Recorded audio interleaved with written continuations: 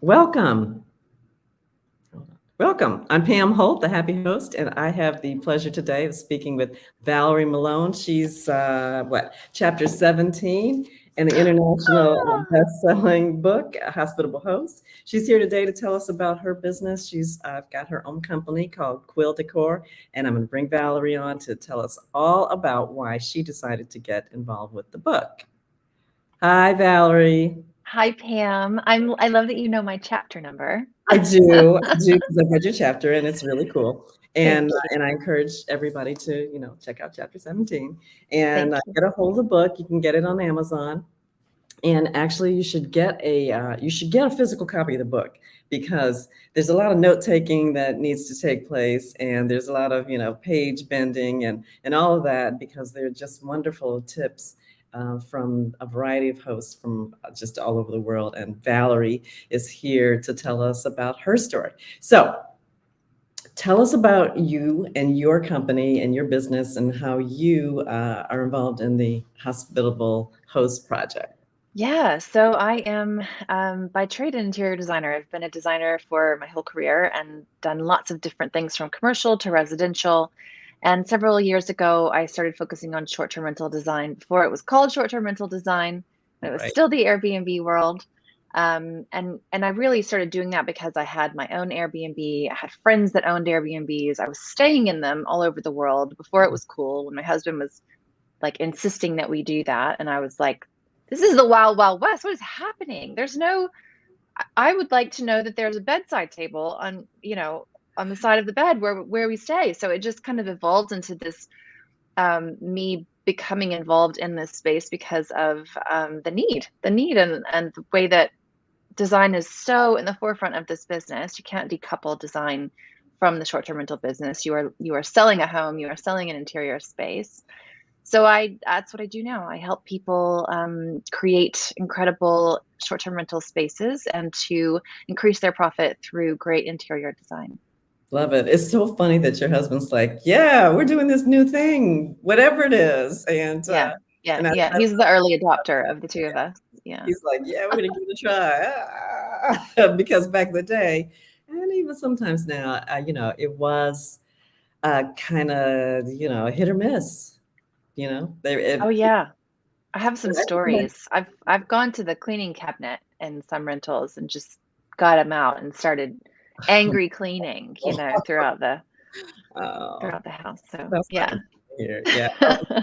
I get it though. I spend the first couple of hours tidying up also. But anyway, we won't talk about that. What I do want to know is what brought you to the book? So I met Jody and she's, over here in England with me. So I'm an American. My business predominantly is run in America, but I live in England in Cambridge and had a conversation with Jody about this project, what she was doing, and just immediately loved her passion for helping hosts. And I think, folding myself into this community of 40 other fantastic people who see hospitality as the Yeah, forefront of this business, it was just an absolute yes for me because there's so many coaches and bloggers and podcasts in the short-term rental space now, but not everybody has the understanding that hospitality really has to come first. And right. that is a big part of my passion, hospitality and customer service. And so it was a no-brainer.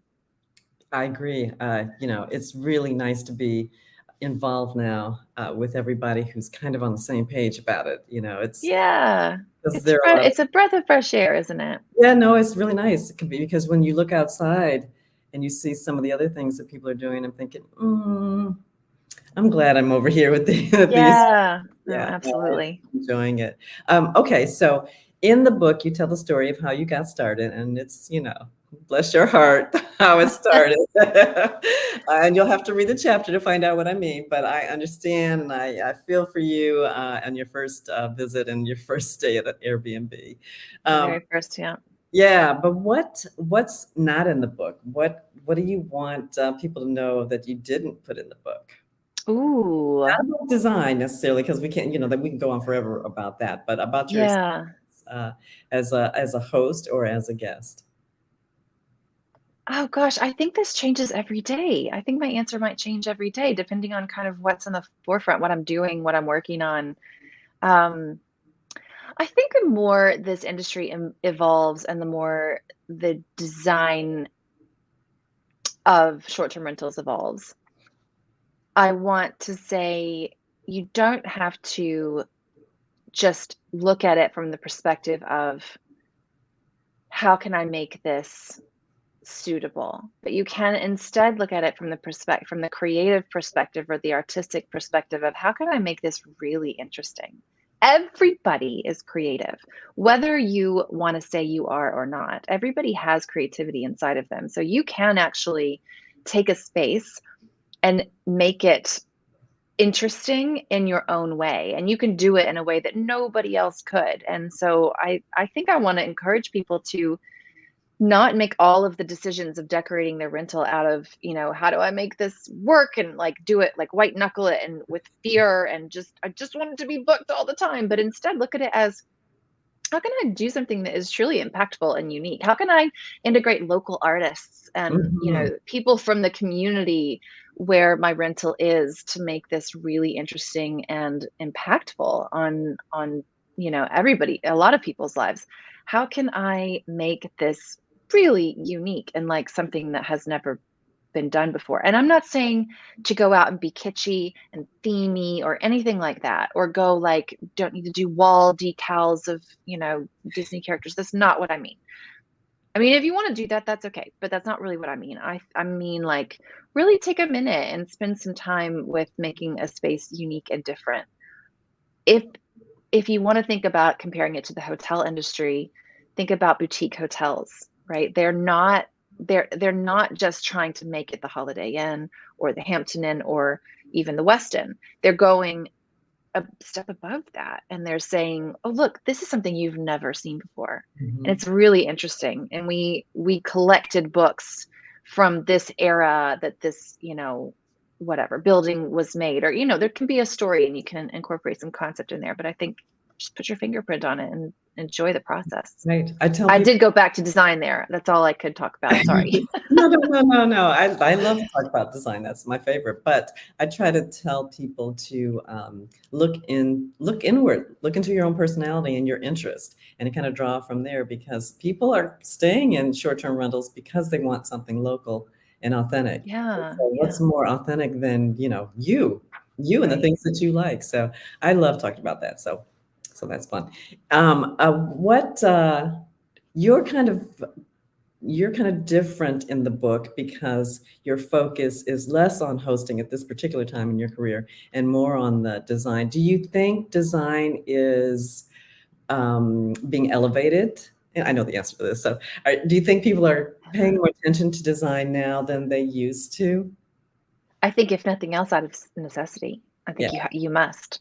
You must, because the industry is changing and evolving so rapidly, and because you are competing with hotels, yeah, and I don't think people are as interested anymore in just, slumming it on the IKEA stuff, right? Like, you do need to have good reviews that say you have quality furniture, you need a good mattress, you need to differentiate yourself to get those bookings, right? So I'm sure you're seeing this is the case, and you have such a great design eye, Pam.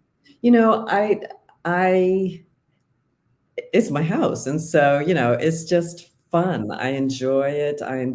My house is decorated with things from my travels, so I just Yeah, incorporate, like I said, me because I know me, and so right.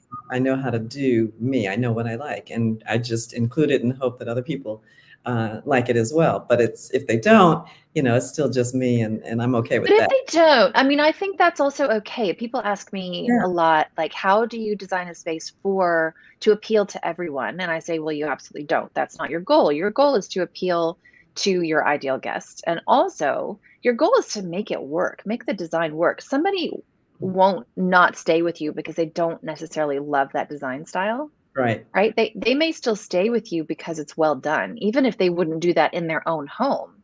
If it's well put together, a lot of people will have a broad appreciation for different design styles. They don't have to marry it. They don't Mhm. have to live there. They're Right. just going to stay there. And if it's got quality furniture and it's super clean and it's well put together and it is a nice environment to be in, then that's it. You're Yeah, ahead. hard to argue that. And I think some people will like your design because it's different from what they're used to. You know, Yeah. their place might be the polar opposite of that. And obviously they haven't made that choice for themselves, but they're like, I'm going to try this because this is, really different from my home. So I agree with that. I agree with Yeah. that. So I'm super excited because now I want to take a look at some of the things that you've done before. We're looking at a renovation that you've done.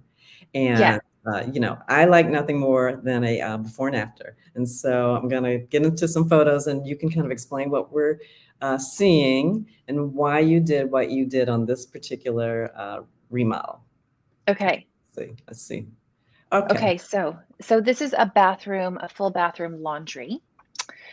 And like we discussed, Pam, it wasn't bad. It was fine. It was just a really beautiful blank slate, like a big white box with some um, pretty gorgeous Nordic oak floors. The floors are beautiful. And the thing, so this is my house. So this is actually my house, and we just finished this renovation, which is why I wanted to talk about it, because it was a long one. It took a minute to get through. So part of my struggle with this bathroom is that this is our main floor bath and laundry room. So nobody uses this shower unless it's company. So these are out of town guests. And the shower is perfectly fine. Like, look at it. It's got cute That's tile. nice. It was fine. But I couldn't match the tile. I couldn't get the tile anymore. And I wanted to put more tile in the room. And so for the longest time, I couldn't decide where to go with this renovation, because felt so stuck. And then we went to New York City. We stayed in this gorgeous boutique hotel in Manhattan, and they had the most beautiful tile. And I was just like, right, I'm just gonna rip the shower out. It doesn't feel like the sustainable thing to do. Like probably shouldn't. It just felt wasteful, which is why I decided not to do it. But then ultimately, I was like, but I feel completely stuck, and I can't do anything with this bathroom I want to do. So we ended up gutting the entire bathroom, and we even added a pretty big skylight on the right side, which has completely changed the feel of the space, because now it feels much like the ceilings in there quite low because it's an extension below another bathroom. But Hmm. yeah. Yeah. So I asked the bathroom what it wanted, and it said it wanted to be green. I did I it. like I did. I went Marie Kondo, and I went in there and I got still and quiet and I listened to There you go. I don't know. My daughter the other day was like, "Why did you choose green?" I was like, "I don't know. It wanted to It be green. looks It felt like the great. right decision." Yeah.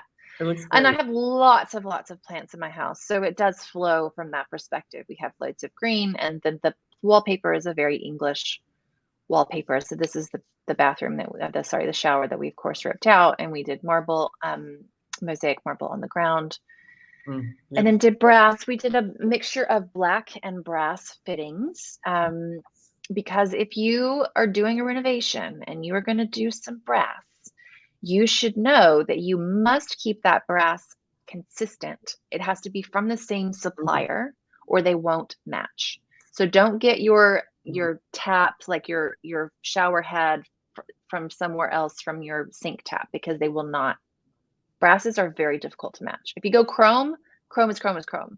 But brass are very difficult to make blend if you're buying from different manufacturers. So always go with the same one. No, that's a great tip because you wouldn't necessarily think that until you got it home and you found that one was Yes. shinier and one had more Shinier, and one will be more yellow. They're yeah, just, it's not a metal that you can easily match. yes, So yes. definitely go with one. And then we couldn't get the supplier of all of my the shower nozzle and all of that didn't do a drain. So we went with black. So if you feel like you can't match something, black is always the good metal to Okay. go with.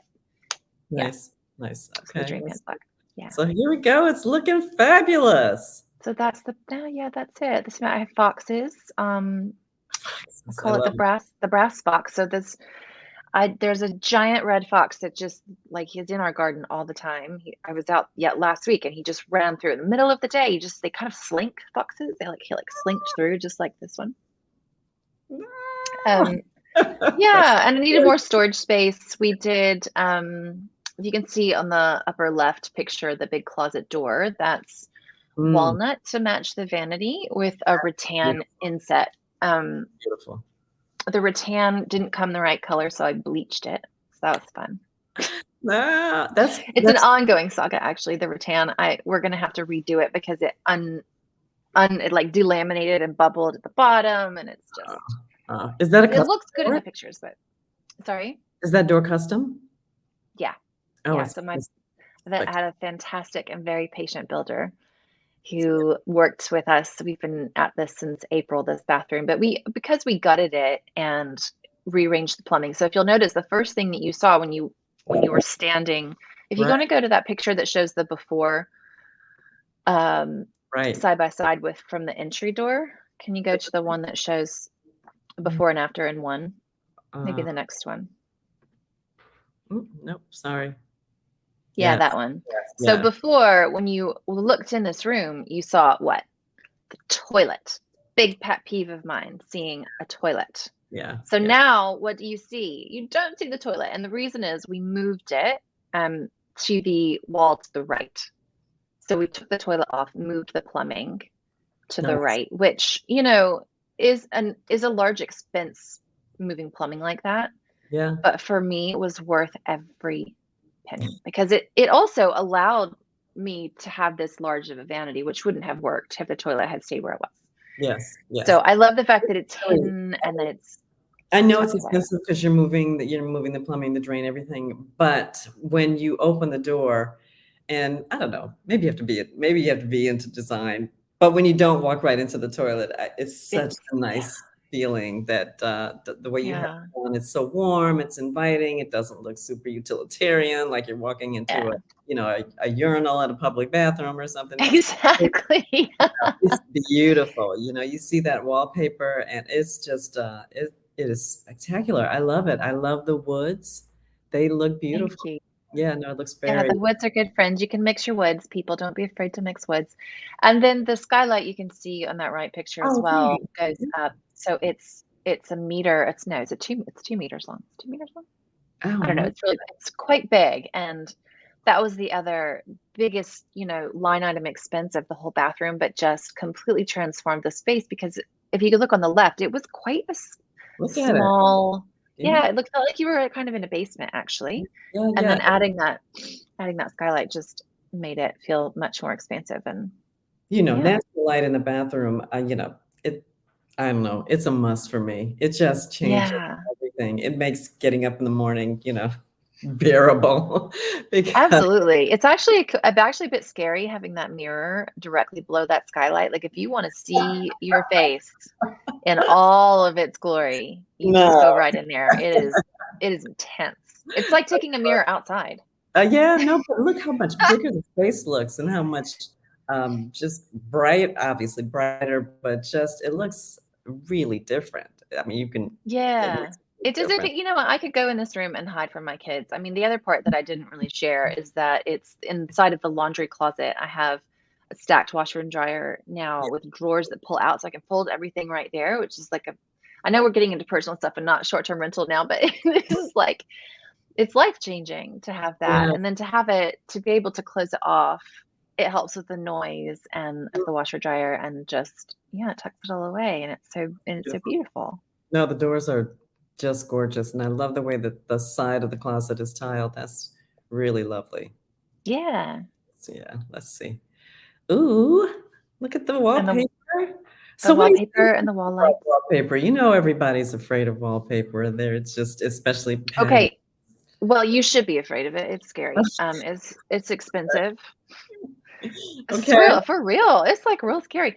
So, you have to feel good about the pattern, like feel good about it before you I buy it. wanna see it every day, right? You Yeah. got to see it every day. And then also in a bathroom, you should be nervous. Would I put a wallpaper in the shower in the like bathroom if I use a shower in there every day? Would Mm, not. I would okay. not. Because of the This peeling? is a this is a guest bath because of the peeling, because of the steam. This is a guest bath, so it's not used. The shower's not used every day. Okay. And also, we applied though, just FYI. So this wallpaper is from Haig and West. It's actually pronounced Hygge, Hygge, Haig. Like, anyway, Haig and West, and they do not it's not a waterproof wallpaper. Oh, However, you can paint on a matte waterproof finish, oh, which just my oh, my you wallpaper install. installer did it for. Yeah, so you paint it on and it makes it more waterproof. Like now I can wipe it off. So if splashes get on it, you wipe it off and it doesn't affect the Nice. paper. Nice. Well, see, there you go. There's another tip for you. That's a nice one.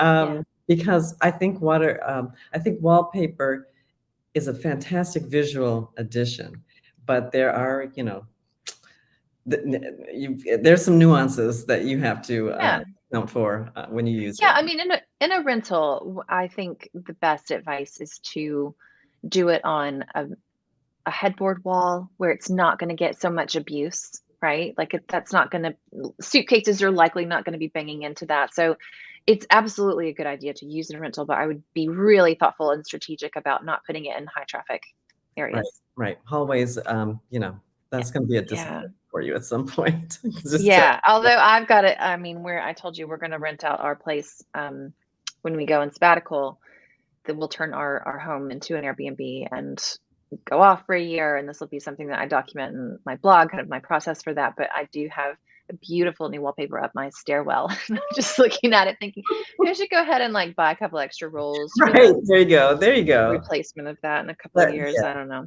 which is never a bad idea since you want to get that same kind of color Yeah. Yeah. quality. So it's never a bad idea to have extra rolls, especially in the staircase. So Especially in the staircase. Yeah. let's see. Okay, is that a heated towel rack?